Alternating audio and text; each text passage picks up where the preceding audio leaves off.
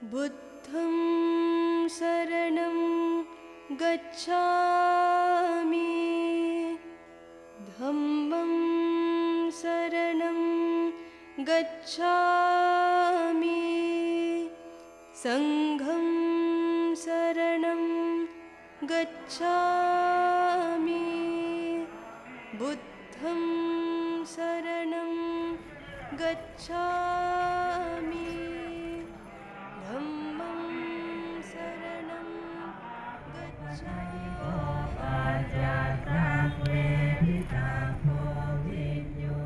The 8th International Tripitaka Chanting was held in Bodhgaya, India from the 2nd to the 12th of December 2012.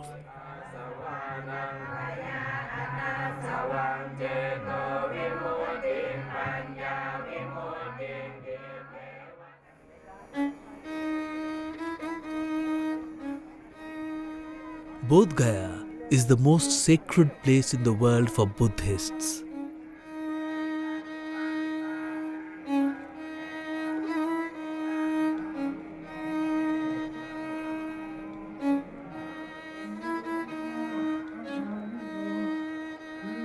It is here that the Buddha was enlightened as he meditated under the holy Bodhi tree in 528 BCE.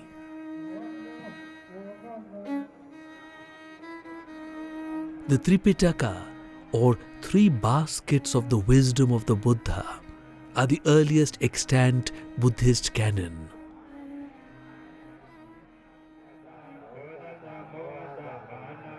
The chanting of the Tripitaka is an ancient tradition.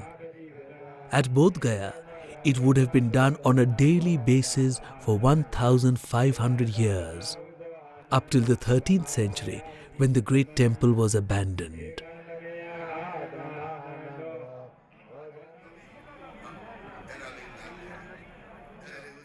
The Light of Buddha Dharma Foundation have revived this ancient tradition after a gap of 700 years. Venerable Sangha Rajas from the Theravada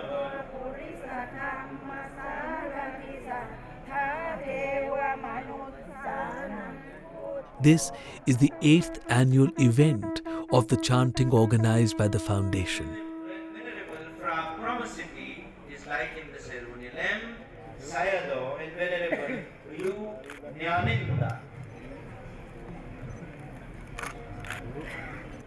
To Mrs. Wangmo Dixie, And we have four things that we're doing. And the first one, of course, is to bring the monks to India, which I'm sure we'll talk about. But the second thing we've been doing is installing Dharma bells and trying to make public conveniences and trying to improve the amenities in the Buddhist sites of pilgrimage. An example is behind us, this bell here, which was installed, I think, it was 2006, I think, wasn't it? 2006, I think. And it's a great Dharma bell. It's a 5-ton bronze bell. And indeed, it's rung every morning and evening. And you can hear it for miles around us. It's a wonderful thing. It's an extraordinary fact about the land here. That bell has a 8-foot wide foundation. And when we dug the foundation down 8 feet, we found 32 Buddha statues, which of course were given to the local museum here in Bodhgaya. But it shows you what's under our feet. Everywhere you walk here, there are just thousands and thousands and thousands of statues, because Bodhgaya has been an international center of pilgrimage for thousands of years. Really, from the time of the parinirvana of the Buddha, right up until the 13th century, there were Buddhists coming from all over the Buddhist world, all over Southeast Asia to Bodhgaya. And so this place is really steeped in history. It's an extraordinary fact.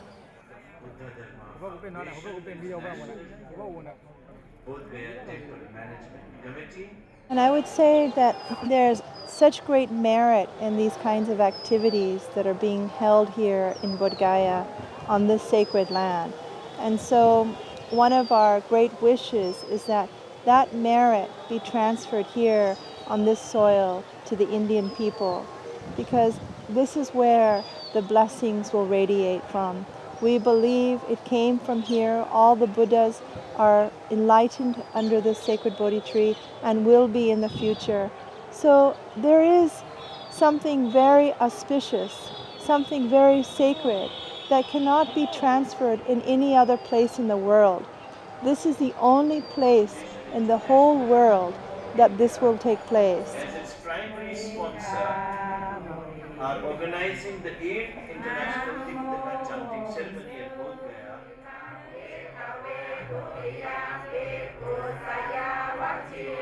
Chanting the Tripitaka is an ancient tradition.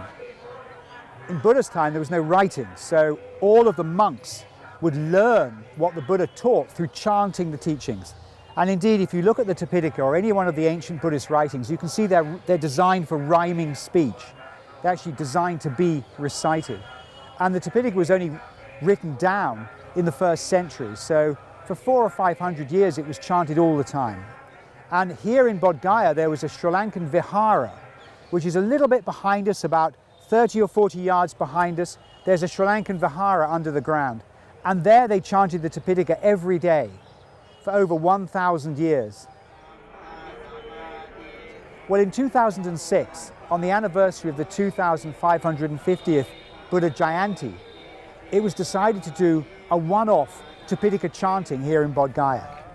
But it was so successful that on the basis of that, the elders, all the elders from the temples here in Bodhgaya got together and decided to form a council called the International Tripitaka Chanting Council, and that council has now been the supervising body for an annual chanting event, which is now in its 8th year. And like the Buddha Dharma Foundation, which I run with my wife here, Wang Mo, this foundation is the primary sponsor of the event. But of course it's a huge international event now. We're a small part of it really. It's now got 1,500 monks coming from 10 countries and about another 1,000 lay people. So it's really a major gathering. We have 9 languages now chanting the Tripitaka.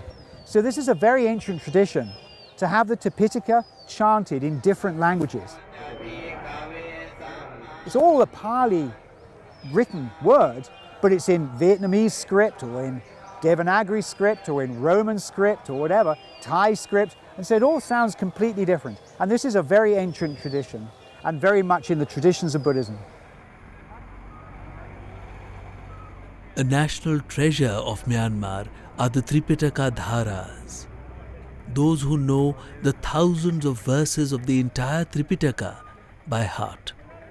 3 Tripitaka Dharas had come to Bodhgaya for the 8th International Chanting of the sacred texts.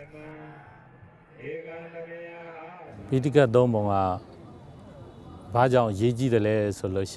Buddha's teachings are for the peace of the world. That is why this chanting is very important. We should not forget these teachings. We need to chant this Tripitaka from time to time.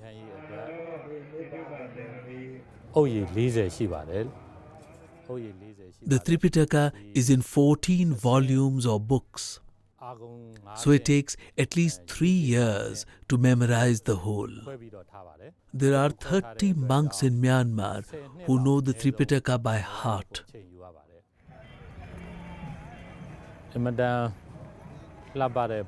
All over Myanmar, there are monasteries, pagodas and monks. Many people go to those pagodas and listen to the Dhamma. Then they follow this Dhamma. Because of Dhamma, the people are very polite. There is harmony and honesty. This is a very beautiful culture, the Buddhist culture of Myanmar. We pay respect to the Buddha's teachings when we chant his own words. Thus, we remember his teachings again and again. And then we can follow his teachings. We can practice his teachings. The world also recognizes that this place is the holiest place of the world. So people who live in Bodhgaya should be proud of this.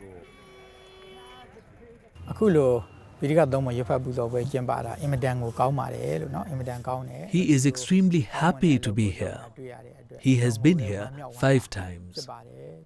It is very good to chant the Tripitaka every year. Owing to the chanting of the Tripitaka, all of India will be peaceful and happy. The Tripitaka guides us to promote our morality.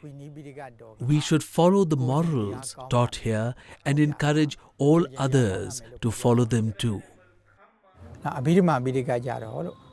All objects around us are impermanent.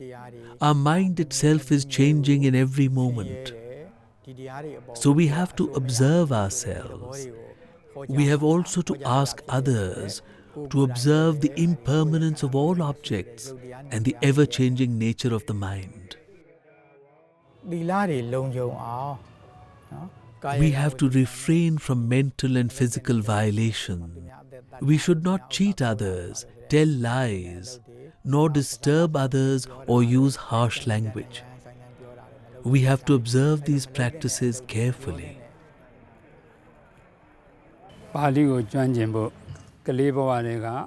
We have to study Pali since childhood. We do a careful study of the grammar. That is why the meaning of the Burmese translation is correct. If somebody sees the Burmese translation, he or she understands the real meaning of the Pali words.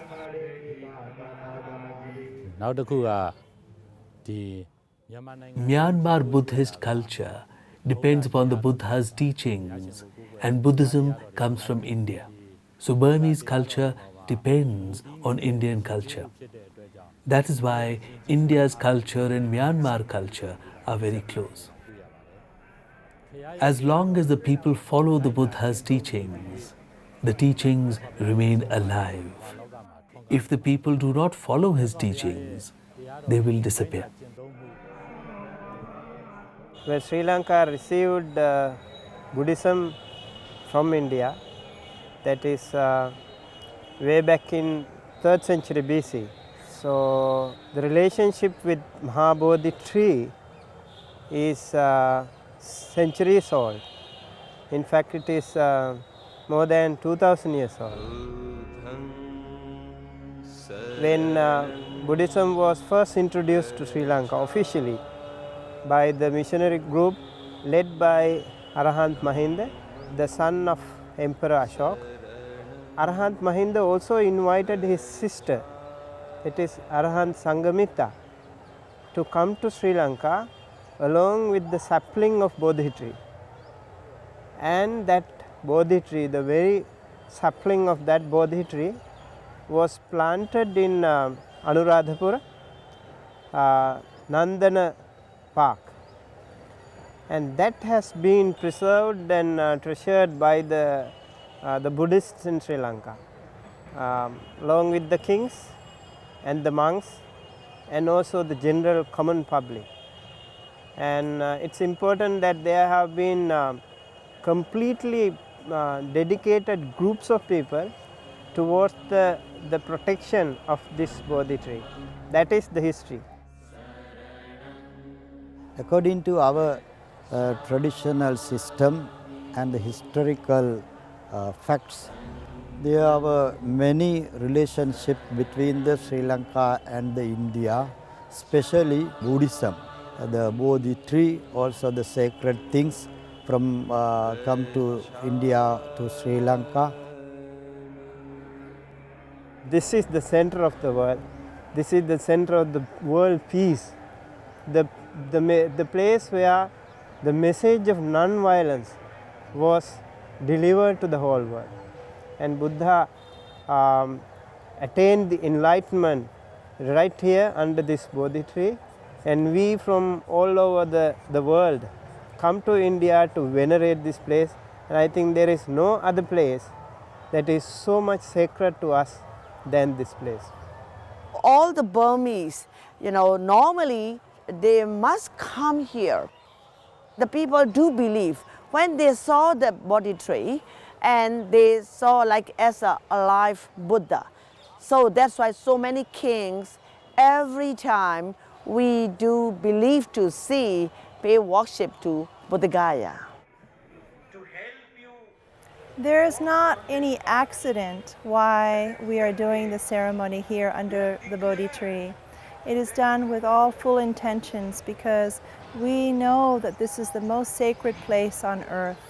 There is no doubt in our hearts and minds that this is the place. And as you all know, the previous Buddhas attained their awakening here under the sacred Bodhi tree, and the future Buddhas will also awaken under this sacred Bodhi tree. So the power and the blessings of this land are truly great and cannot be forgotten.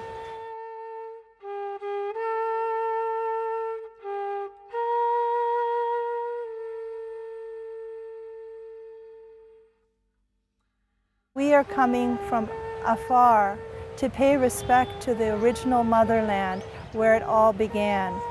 These great blessings have a right to be held in the hands and in the hearts of the original descendants of the Indian people, and may they be the ones to radiate these great blessings in all directions for world peace.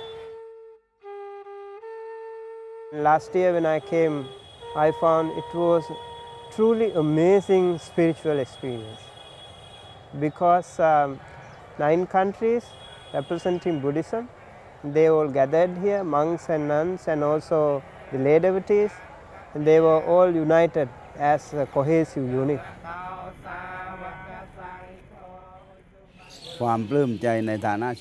As a Buddhist, he takes great pleasure in being at Bodhgaya. Ever since he grew up in Thailand, he felt a deep connection with India, the land of the Buddha. When we came here and when we do this Tripitaka chanting, we really see like as we are living together with the Buddha, and we're living together with the Dhamma, and together with the Sangha, all the Sangha. This is my first time to participate in this chanting ceremony. I can't believe it, just like a miracle. Lot of bhikkhus are participating in this program. All over sitting and they are praying for the comfort, the peace all over the world.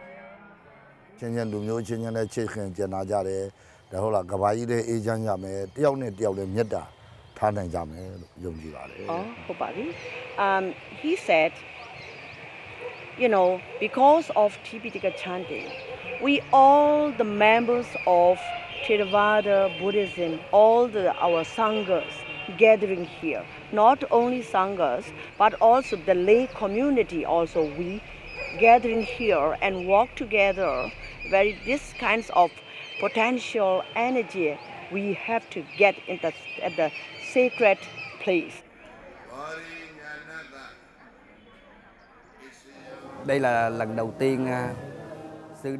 He says that this is the first time that he could come to India and to Bodhgaya. Since he was a young monk, he used to read in the Pali Sutras about Uruvela and about all the places where the Buddha visited. But this is the first time he could see such a place. He feels so happy. The feeling cannot be described in words.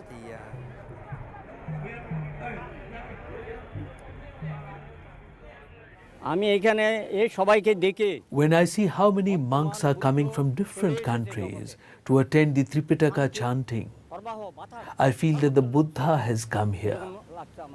I am very happy here.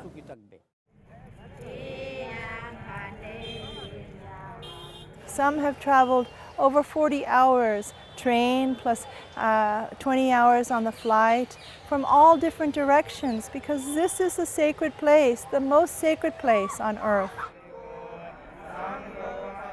There have been many times that we have traveled afar to these Southeast Asian countries with one message: please come to Bodhgaya, please come back to the most sacred place on earth. They know that. It doesn't take much convincing. They know that this is the place to be, and the timing is right. I have traveled in many different contexts. I've traveled to caves, I've traveled to temples in many different countries, and there's a feeling among the senior monks that this is the time for us to pray, to come together back to Bodhgaya. So that kind of message is very powerful when we all come together under one umbrella with one message, a message of peace, a message of inner harmony, and that transcends every national boundary. That transcends every ism. That transcends even conventional truth. It is the truth for humanity. It's a universal truth. When we come together and embrace what loving kindness is, humanity to humanity, that is what we want to achieve those perfections. We have so many defilements, but if we can try to purify and become like a noble one that the Buddha spoke of in his Sangha, like an Arya Sangha. The Arya Sangha came from here and should be returned back. You've only got to dig a hole in the ground and you're going to find thousands of statues. This is an archaeological field of extraordinary wealth, only partially excavated, because people came here in their thousands. And not just common people, kings and emperors and conquerors, you can't imagine, all came to Bodhgaya from the time of the enlightenment of the Buddha right through until the 13th century. And what's happening now, as the interest in Buddhist pilgrimage reawakens, is we're seeing the same phenomenon. Thousands upon thousands of people coming back, to the point now where in a vast country like India, 1 in 6 of the visitors to India come to Bodhgaya. So you can imagine what's happening. If you spend half an hour under the Bodhi tree, you will see Buddhists from all over the world practicing in their unique way. And this is a very unique characteristic of Buddhism. It's extremely tolerant.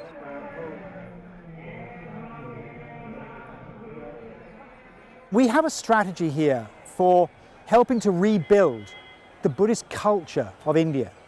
Remember, India was a predominantly Buddhist country for at least 1,000 years, a hugely important period in its history, when India was the wealthiest country in the world, where Patna was the largest city in the world. You know, Patna was 6 times bigger than Rome.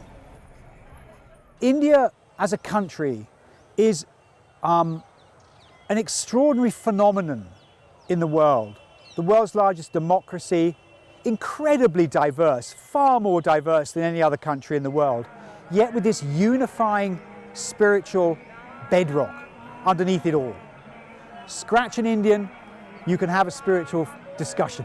It's absolutely extraordinary. It doesn't matter who you meet, taxi driver to a cabinet minister. Absolutely universal situation. Indian people have a very deep instinct for the spiritual search in mankind. It's a really, really profound intuition that belongs uniquely, I think, to Indian people.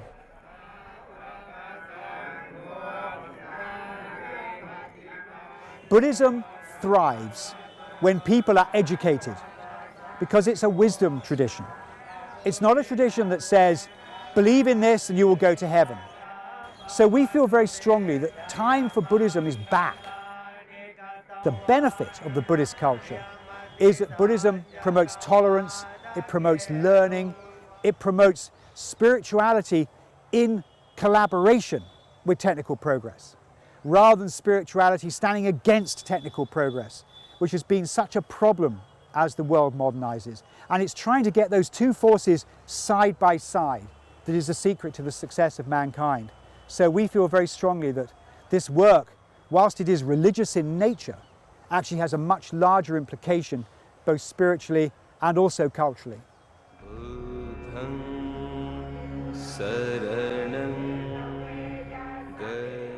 The Theravada tradition had never gathered as one body for a religious function before this event under the Bodhi tree.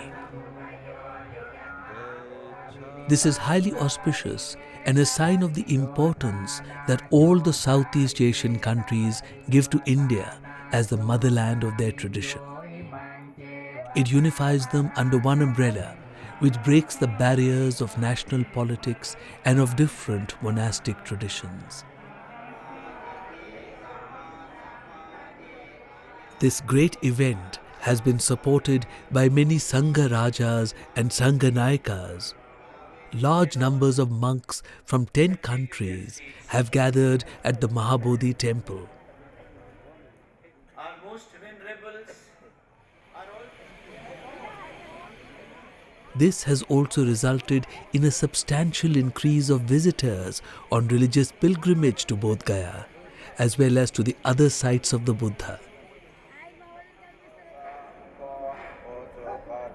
The message of the Buddha is bringing together so many to leave behind the turmoil and confusion of the material world, to find peace at the holy site of Bodhgaya. Buddham saranam gacchami, dhammam saranam gacchami,